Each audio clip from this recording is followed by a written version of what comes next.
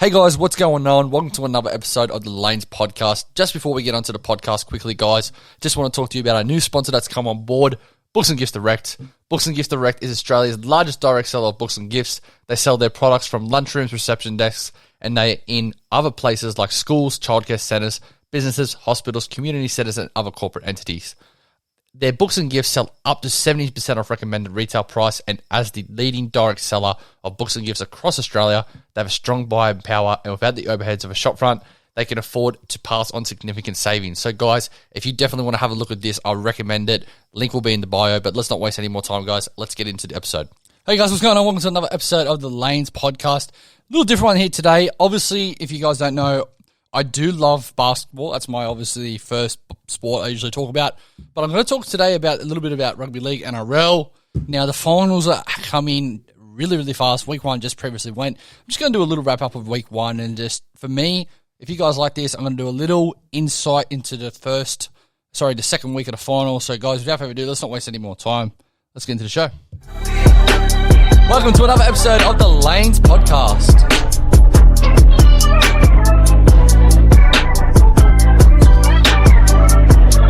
All right, guys, we are back for another episode.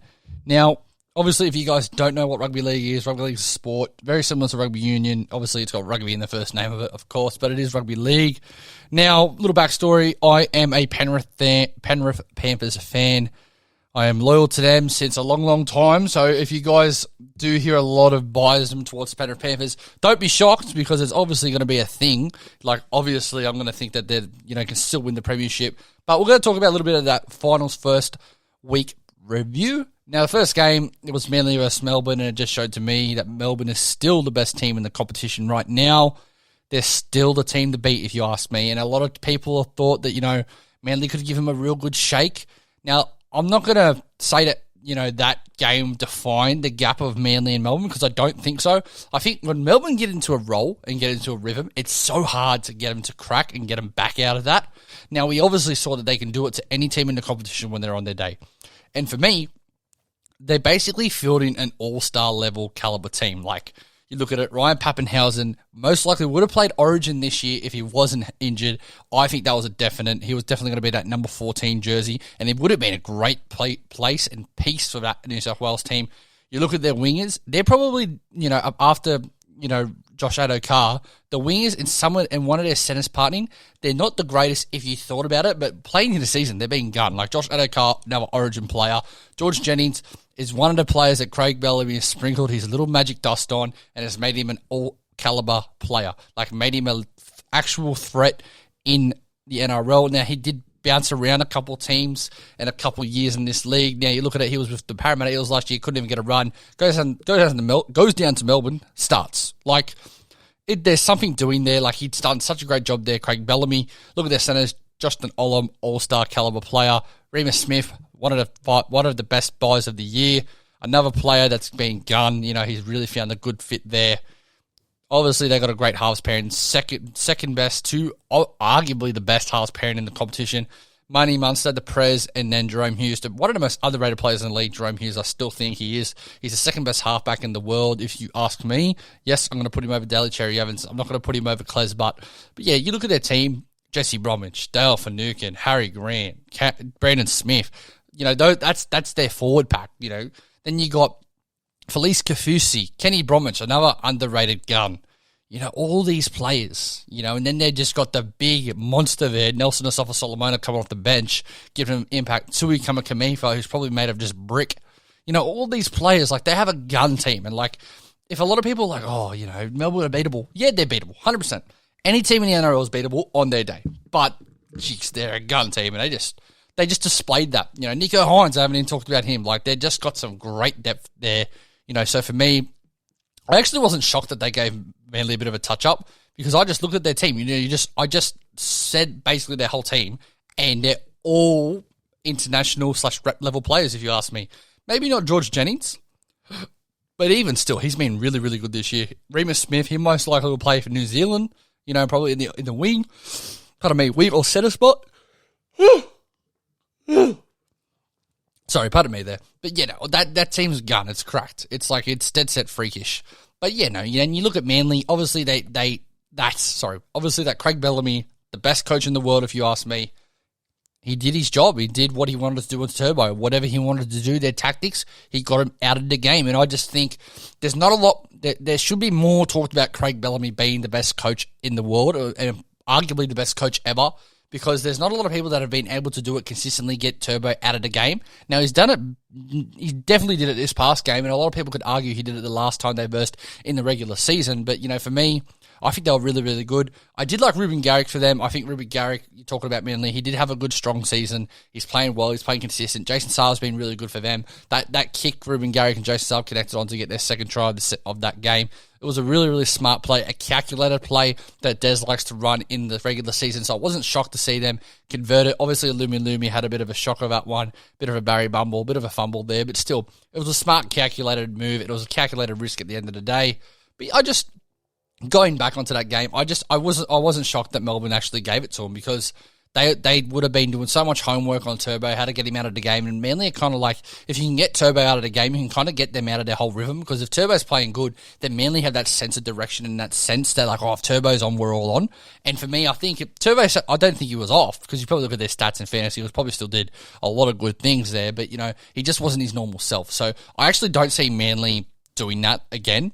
And I think that, this game against the Roosters, they'll probably be, pretty heavy favourites, but I'll talk about that a little bit later. But then the second game we had was Penny Panthers versus Rabbitohs. Now, give it to the Penny Panthers. They were not good. But that's not to that's not to take away from the South Sydney Rabbitohs. I will say this. I thought Penrith was specials. I thought, they're going to come in, they're going to roll in hard, they're going to play fast, they're going to be into the rhythm. Because I watched Melbourne play, and I just thought Melbourne and Penrith, they're in their own little tier. Melbourne obviously better than Penrith, but I would still consider Penrith to be in that tier. Now, they did go 1-1 in the regular season, so I do take that into account, but let's be honest here, it's been a completely different season since everyone's moved up to Queensland. So I do say that with a grain of salt. But in saying that, I thought Penrith were specials. One of my good mates, Barnesy, we always have a chat every week about footy. He said to me, mate, I wouldn't be shocked if Rabbitohs have a good game. And I was like, mate, they're not going to win. And he didn't think they were going to win either. I think no one thought they were going to win, apart if you're a Rabbitohs fan, especially with Latrell being now. I think he's such a big piece for them. But still, no one thought they were going to win. But in saying that, the first 5 to 10 minutes, Penrith they were on. They just showed that sense. And I think for me, I had been saying this for a long, long time. I didn't think Dylan Edwards... Now, I think he's a safe player, but what does he do great? Not a lot. But in saying that, I think Dylan Edwards was very missed in that game. Now, when Isaiah Yeo made that break in the first half, if you looked at the preliminary final last year, Isaiah Yeo makes a nice run. He gets open space. Who's there to support him? Dylan Edwards. Now, I love Stephen Crichton. I think he's a special player in this league. I think he's going for a little bit of second-year syndrome, but still, in saying that he had a good game, why wasn't he there? I can tell you right now, Dylan Edwards would have been there, and that would have been a bit of meat for Dylan Edwards, and that's why we need him in the team. He also is very safe. He just doesn't really muck up anything, and I think he's actually a really good fit, and I actually see now why they stuck to him, because my opinion was, put Matt Burton at fullback. Now, a lot of people are like, really?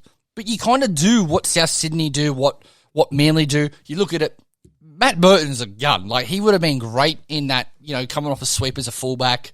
And he had the ball handling and that skill before. I thought it would have been a perfect fit. Now, obviously, it would have been different to see him defending it and under the high ball. I think he's a natural footballer. I think he would have been absolutely fine to do that. But I think, looking back at it now, Dylan Edwards is actually our safest pick and our best pick at fullback.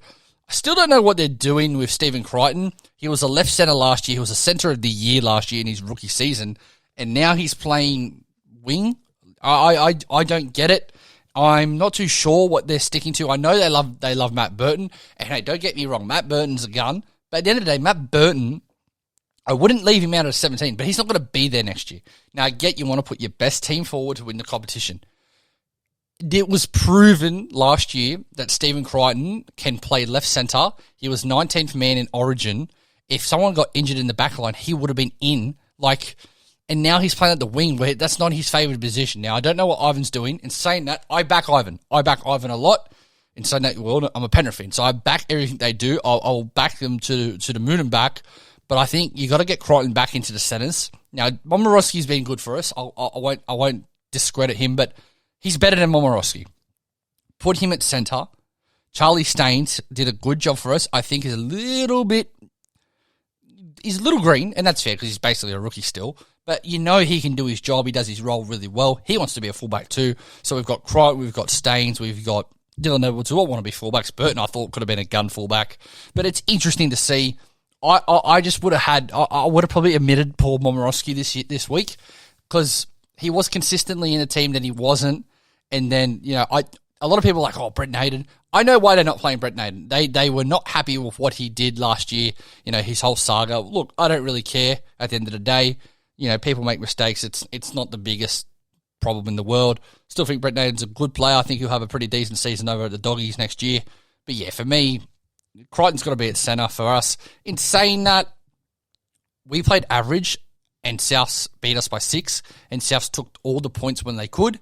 Now, the whole scare, and that's for me, that's actually a good sign for us. And my old man said it's positive because at the end of the day, if Penrith want to win the competition, we're going to have to go through Melbourne.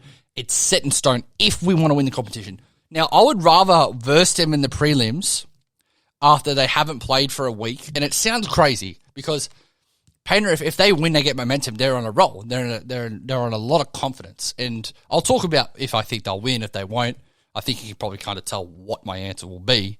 But in saying that, I think Penrith can catch Melbourne at a really good spot. Now, in saying that, it's completely different teams and eras, but back in 2011, I listened to the Matty Johns podcast basically religiously.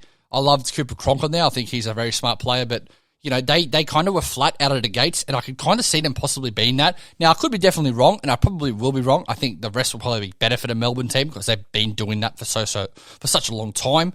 But I'm not too sure. I think Melbourne are definitely beatable. But in saying that, yeah, I think South, great job to them. No discredit to them. But I think the week off for them could probably work in their disadvantage. But in saying that, we will find out soon. The third game of the week, and it was the best game of the week if you ask me, and not based on skill and talent-wise, but based on everything that happened. That was the Sydney Roosters against Gold Coast. First reaction was, now, Gold Coast is probably my second team. Now, the reason I say that, I love a rebuild. I love a rebuild. I don't know if you guys listen to my basketball. I love rebuilds sometimes more than I like championship teams. And Gold Coast have done a rebuild with Justin Holbrook in 2 years, and they've been from last place to ninth to 8th. Now, if you ask me, that is a great couple of years. Justin Holbrook, I think, is a really good coach. Now, he has come from a lineage. He was with the Roosters when they won their premierships. How many people would remember that and know that? He did win a premiership in the Super League. So he has done some really good things around NRL and rugby league, right? So there's no shock to me that they've gone really well. Obviously, having Mal Meninga there, it's massive for them. It's a massive lure for them. I think it's kind of like a Jerry West of the NBA, if you ask me. He's able to come out and get talent to come play.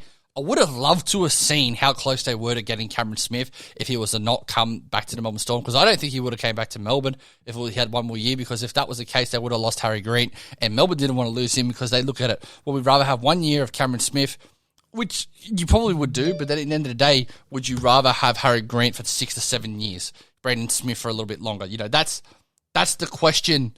That's the question, it would have been answered. But in saying that, right, I'm just not too sure. I'm not too sure what Gold Coast's direction is, because the way I see it, I like Jamal Fogarty. I like him. He's a safe player, right? AJ Brimson, very good player, Queensland Origin player. You've got Preston Campbell as a young bloke, and Jaden Campbell, who I think needs to be in the 13 every week. Now, what do they do with all three of those players? Obviously, you can play all three of those players. A lot of people would say, play Jaden at the 1, AJ at the 6, Fogarty at the 7. Makes sense, right? Yeah, it does make sense. It absolutely makes sense. But this is what I would do. And I think it's a bit out there, but I think it's actually a really smart piece. I would say Jaden Campbell at 1, AJ Brimson at 6, number 7, Toby Sexton. Now, he is a player that was a rookie this year, played for them, showed really good glimpses, and I think he kind of got hooked a little bit too prematurely for a player like Ash Taylor, who's not even going to be there next year. Like, he was probably the richest player in the NRL to be average. And look, whatever happens with him, happens with him. I do hope he has, another good season wherever he plays. But in saying that, now you play them, those three, and I think Jamal Fogarty would actually be a really good hooker. He's a strong, big halfback. He's a pretty good defender. He doesn't mind a little bit of work, and he plays hard, right? Now you've got all these X factors on the field at the same time. Now, it would take him a long, long time to get. Now, I do think that Toby Sexton can be a really good player. I do think that AJ Brimson can be a good 5'8". He actually was a 5'8" before, and then he had to acclimate and learn how to play fullback. I don't know if a lot of people know that, and that's something interesting. So he might feel a little bit more comfortable playing at 5'8". And then they have pure electricity and just clear oomph in Jaden Campbell. I think that kid's going to be a freak. He's going to be a freaky man. He's going to be a star in the NRL. So I would play all four of them. Now you have Tino. Now you have Fafita. Now you have all those players. You have cemented players in their cemented position. That spine, you look at it, 3 out of those 4 players are just starting to enter the NRL. AJ Brimson's been there for a little bit, but he's still a young player. And then Jamal Fogarty, he's 26, 27. He wants to win. He's in that age. I think he's a really, really good leader for them. So I think that would be the move for me. I think Brian Kelly's a gun player, but talking about the game, geez, the Titans had it. The Titans had it. Patrick Herbert, just catch the ball. Look up. 3-on-2. What do you do 3-on-2? Don't think too much. Just pass it to the next bloke. Who's the next bloke next to you? Arguably the best second rower in the competition. Now, I said arguably, David Fafita. But if I am Patrick Herbert and David Fafita's got Daniel Tupu on him 1-on-1, we all know who's going to win that. It's Fafita. Give the ball and you score and you win. In saying that, the pressure would have been enormous. The feeling Patrick Herbert goes, I'll get him, I'll suck him in, and then I'll kick it out. Not the right play, but mate, they were that close. Now, saying that, Roosters, I think, looked better on the day in saying that when they scored their tries, they were a bit crisper, a bit cleaner. You could just tell they had a little bit more experience. But in the flip side, Titans had no real experience, but that, I think, helped them because they didn't really know what to expect. So if you don't know what to expect, mate, you just go out and you played. You got nothing to lose. There's no real point, if you worry about too much. They went out and played. And to me, they really came home with a strong sail, a wet sail. And I was actually really disappointed to see them not get the win. Now, a lot of people think that the field goal by Sam Walker was illegal. And by the letter of the law, yeah, it is. It's illegal. It's a penalty, this and that. But I'm not really fussed about it. At the end of the day, I still think the better team won. But in saying that, there's a lot of growth. And if you're a Titans fan, you'd be very happy with that because you lost by a point to a Roosters team who's had a lot of veteran experience. I get the Roosters have been, doing it tough this year. And I think if anyone deserves Coach of the Year, if it's not Craig Bellamy, it definitely is Trent Robinson, if you ask me. He's done a cracker job with that team. With the amount of injuries that they've had, with the amount of second-string players that they had play for them, he's done a great job and he's just, doing a great job. And I wouldn't be shocked if the Roosters get Manly this week. In saying that, it would be very, very interesting to see if they did that, but I'm not too sure. But yeah, going back to that game, great game. I thought it was the best game of the week. And then our last game we had, it was the Parramatta Eels against the Newcastle Knights. And this game was a very interesting game in saying that. It was a different game. It was a game that I really thought that would have been a little bit more high scoring in saying that because I thought that Parramatta would have put a little bit of a clinic on, if you ask me. But in saying that, Newcastle actually did a really, really good job.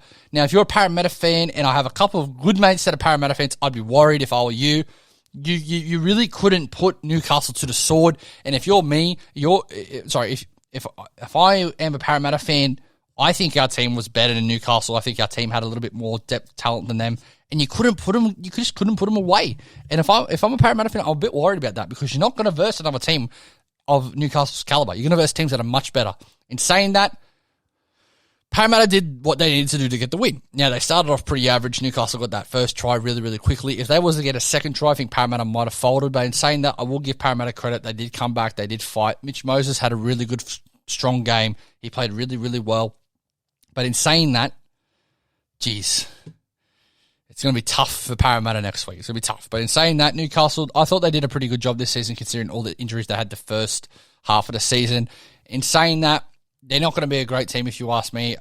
Big mail coming around from a close source of mine that Mitch Pearce will be on the move next year and he will be going to the Green Machine, the Canberra Raiders. Now, who knows if that's going to be true or not, but that is the news and that is the rumours that's being said. But I just think Newcastle, you have Brad Menvesh, you got Kalen Ponga, you've got some classy young players. Invest in them, double down on them. Maybe get rid of someone like a Mitch Pearce. They do have a Phoenix Crosslands coming in through the ranks. So maybe you do that. Maybe you look to go rebuild it in some direction. I think you've got your 9-6-1 sorted. If Mitch Pearce does move on, you need to get a 7. But in saying that, I don't mind it. Connor Watson, that's going to be a bigger loss than what people think. Connor Watson, I think, was a really, really loved and popular player there. And I think Newcastle, they're in that weird period where they're kind of like of the Orlando Magic in the NBA. You know, they're good to make the playoffs, but are they good enough to ever get past the first round? That's obviously a question that, you know, you'll never know. But in saying that, I think they actually did a pretty good job coming back from all those injuries. I think when KP, Jake Clifford, Piercy, and Jaden Bradley played, they had a pretty strong winning percentage. So it is interesting to see what they could do. If they do keep that team, I'm not too sure what they could do. They are getting Dane Gagai up there, and they are, you know, getting another season where Tyson Frizzell can get acclimated. So I definitely think that they could possibly make the second round next year. In saying that, I just think that, you know, they got to invest in young players. I think Mitch Barnett should really be in that leadership program. If he isn't, I think he can be an Origin caliber player. If he went to a team like Melbourne, if he went to a team like the Roosters, he would definitely be an Origin player. If you ask me, he's tough, he's hard-nosed, he gets the job done. Double down on him. Also double down on Daniel Saifiti. So your young blokes, double down on them. For me, saying that, wrap up of that game, Parramatta, yeah, got the win, but it wasn't a great win. Now, we'll move on to the previews of this week. 2 games, 2 cracking games, if you ask me. 2 games that I think I'll be obviously confident who will win the games, but I wouldn't be shocked if they go either way. Honestly, at the end of the day, first game we'll talk about, and I'm going to get them out of the way first so I can talk about the Penny Panthers. I will talk about the Manly rowing your Sea Eagles against the Roosters. If it's me, and if I don't punt, I'm not a punter. Don't really love a punt, and it might be interesting to a lot of people, because I know a lot of people love a punt, but if I was a punter, I am going to wherever the fuck I'm going to go punt, right? I'm going to go Tab, I'm going to go my app. I am putting Manly 13 plus. I am putting Tom Trbojevic double. I'm putting Ruben Garrick to get 10 points or over. Putting Jason Saab to get a bit of meat. And I'm predicting Manly to have a cracking game here. Now, I wouldn't be shocked to see if Trent Robinson can sprinkle his magic dust and figure out a way to win. But, mate, no Sam Verrills. That's a big loss. It's a bigger loss than what people think. He's their next hooker for the next 5 to 10 years, guys. So he's a really big loss. He does really good things on that footy field. What are they going to do? Are they going to put Victor Radley there? Are they going to put Ben Marshke there? Are they going to put Lachlan Land there, start Sam Walker? You never know. So they're in a bit of influx still.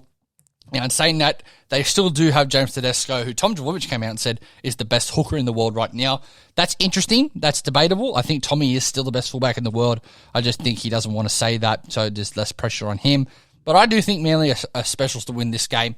I think if they win this game, and I don't think it's that big of a take, if they win this game, they'll beat Souths, because I don't think Souths, like, I think Souths are good, but I just don't think, like Melbourne, I mean, Penrith have Nathan Cleary, who's a gun, but he's not freakish like Tom Trbojevic, if you ask me. He's very much in the mould of a Cameron Smith or Cooper Cronk, where Tom Trbojevic is a freak. Like, he can just do things that just aren't humane, like, sometimes. So I think that, you know, if they go up against him, they won't be able to stop him. And look, Uncle Wayno, Clint, he does know what he's doing, and he can probably figure out a way to stop Tom Trbojevic. But I think that Manly will get on a roll, especially if they beat the Roosters, which I think they will. I think they're going to definitely give it to them. So I think that they would, you know, have a really good chance of versus South. South will be rested, which would be obviously fair. But no Latrell for me is a massive loss. And they did beat Penrith. I will get that. I understand that. But they didn't beat Penrith by a great, couple this and that. They beat them by brute strength and effort. And I think Manly, if they can get into that tug of war, I still think that they can definitely beat someone like a Souths. But in saying that, Manly, 13 plus, Tommy double, Saab try, Rubik Garrick, 10 points or over. I think that's a fucking easy multi if you ask me. But hey, I'm not a betting man. But if that does pan out, I might look to do some bets. You never know. Second game, we'll talk about the Battle of the West. The best teams in the West right now. Penny versus Para. You know where I'm going to go with this. Penrith will win, if you ask me. And I think I'm actually more nervous versus Parramatta than I am than versus Souths. And it's crazy that someone could say, and that you could say, really? Like, what's doing alert? But you look at it, Parramatta are so unpredictable. They got beat by something like 40 to Manly, but then they beat Melbourne. Like, what he's doing? Like, they are the definition of, I don't know. Me and my best mate Barnesy say they are the Parramatta pretenders. One of my better mates, Barnesy said the Parramatta pretenders, and I get that. I absolutely think that they are. I think that they're chokes. They're not as good as what they are, but the media perceives and puts them in a stratosphere where they're a top 4 team. They had one player picked for Origin out of their team in the first game. So when everybody was healthy, that was Junior Paulo. Now, Reid Marnie was in the squad, got dropped eventually. They had one player. The fact that they were making the top 4 consistently in the top 6, that's actually an achievement for me. And they're giving Brad Stevens they're giving Brad Arthur a lot of flack, a lot of this and that. I think he's done a good job with the cattle he's got. Now, he does have some ex-Origin players in Regan Campbell-Gillard. You know, he's got Nathan Brown there who's played Origin. Guffo, who's very polarising if you ask me. He has been an ex-Origin player. It's crazy to say that. But, you know, they don't have gun players. Mitch Moses got to play Origin this year. But they don't have a heap of Origin players. So in saying that, I think they've done a really, really good job, if you ask me. Now, if they come out with the same intent and energy that they sustained against Melbourne, they could definitely beat us. I have no doubts that they can definitely beat us. But I think Penrith, it's a massive wake-up call. And when they lost that game, Isaiah Yeo put him in a huddle and he just laid the law down. And I think that's the best thing for him. Gives them a massive rocket up the arse. And it says, you know what? We can't just go out and play average and beat a South Sydney. Because I thought they were looking at that preliminary final the week after, and they probably thought, all right, we'll verse Manly or Manly or the Roosters or Gold Coast. I think they were looking at that already. So I think it's a really good thing for them to get this loss.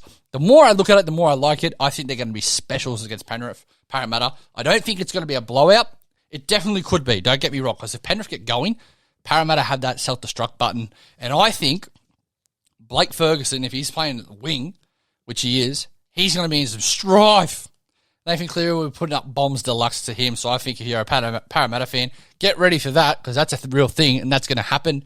But yeah, guys, I'm just going back to it. Penrith, I think they have to win this game. And Paul Kent, look, whatever you want to say about him, it's whatever. But he said if Penrith loses this game, they are going to be the choke artists of the NRL. Now, Kenty, if you ever hear this, I'd love for you to hear this. In 2019, Penrith didn't make the 8, right? So they didn't make the 8. In 2020, they go on one of the biggest win streaks in NRL history. They make the grand final with the youngest squad in the NRL. They lose by 6 points, but in saying that, it was more than a 6-point game. Melbourne gave it to them, right? So they lose the grand final, right? The next game, they go up, the next season, sorry. They did not lose a game when the team was fully healthy in the regular season. They have lost to South this week. Nathan Cleary has had the first loss he had since Origin last year. How can you tell me that this Penrith team are choke artists? They're still the youngest team in the league. They are still learning, but they are giving teams, when they win, the business. How can you say they are choke artists? It doesn't make sense to me. I don't get it. So, Paul Kent, I don't think you think I sometimes think you're just saying stuff and hoping it sticks and hoping it's a headline when actually thinking about it. If you're the youngest team in the league and you're coming second and first consecutive seasons, how are you choke artists? You shouldn't be that good. You should be in the bottom end, if you ask me. You know, Gold Coast Titans, that's what Penrith should be like. That's what a lot of people thought Penrith would be like. And just because they had 2 good seasons, people just think that they're going to be, oh, great, they should win the comp every year. No, it doesn't work like that. There's a lot of good teams, and when you're some of the best teams in the comp, you have people coming at your neck every game. You see it with Melbourne. Like, Melbourne nearly lost to North Queensland. Melbourne got beat by the Parramatta Pretenders. Like, you just see it. Everyone's going after their neck. So if you ask me, I don't think they're choke artists, and I think he'll be proven this week that they're not choke artists. Now, if they lose to Melbourne, whatever happens there, you can say whatever you want. But I think if whoever wins out of Melbourne, look, let's say Penrith win. Whoever wins out of Melbourne and whoever wins out of Penrith win the comp for me. That's my opinion. If whoever wins that wins the comp. I think if Melbourne versus Manly again in the grand final, which I think will happen, they know the blueprint how to beat Manly. Manly will be much better in that game, don't get me wrong, but they know the blueprint, they know how to get Tommy Bra out of the game. But if Penrith win, so let's say they beat Parramatta, then they beat Melbourne, they will have a massive air of confidence. Now, let's say it will be theirs to lose, 100%.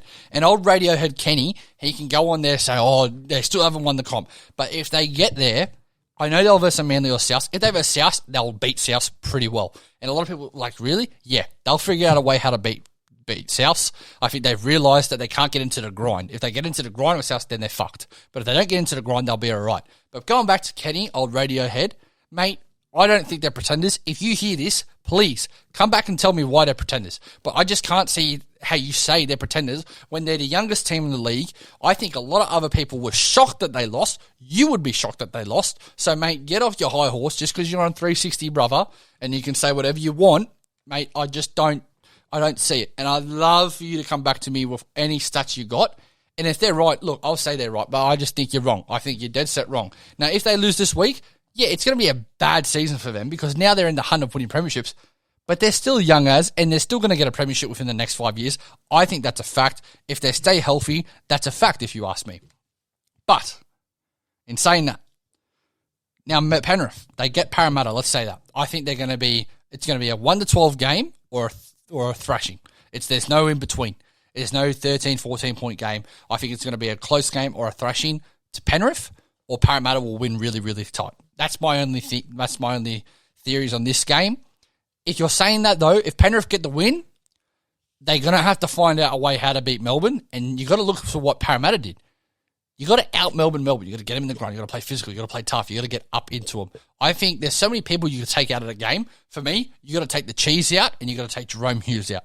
Now, if you take those two players out, I think you'll be really, really good. If you take the Cheese out, there's less people that get the ball, and I think people like Harry Grant's the best player best hooker in the world right now, but I think Cheese is a little bit more important to him right now than Harry Grant. Now, in saying that, I do think when Harry Grant comes on, he's electric, and I actually love them when they're playing Harry Grant and Smith on at the same time. I think Brandon Smith can be a perfect lock in this competition. I do think that's why they let someone like a Dale Finucane go, because I think at the end of the day, they're going to try to lean him to get him to do that. They're going to try to make him maybe start him, Harry Grant, off the bench, and then that's the injection they have. Kind of like the def lineup, what a Golden State Warriors did if you're a basketball fan. Iggy off the bench, and then you go def lineup for me. But yeah, I just think whoever gets, if Penrith Melbourne versus in the preliminary finals, whoever wins that, I think it's a done deal who wins the premiership. But guys, that's my first Rugby League NRL little podcast there. My predictions are for this week.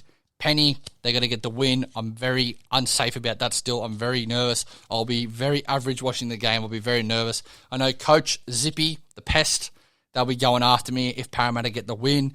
But I still think Penrith are a little bit too strong. And that's my bias talking, but I still think as a football player, as a person who watches football this whole season, I think Penrith, if they play their game, they play natural, they get into their rhythm, they'll get the win. And then obviously, I'd love to see the Roosters get a win, but they're just a bit too hampered right now. I think the injuries and the loss of Sam Verrills is going to be massive. So I think Manly 13 plus, put a little bit of fat on that. But guys, thank you for listening.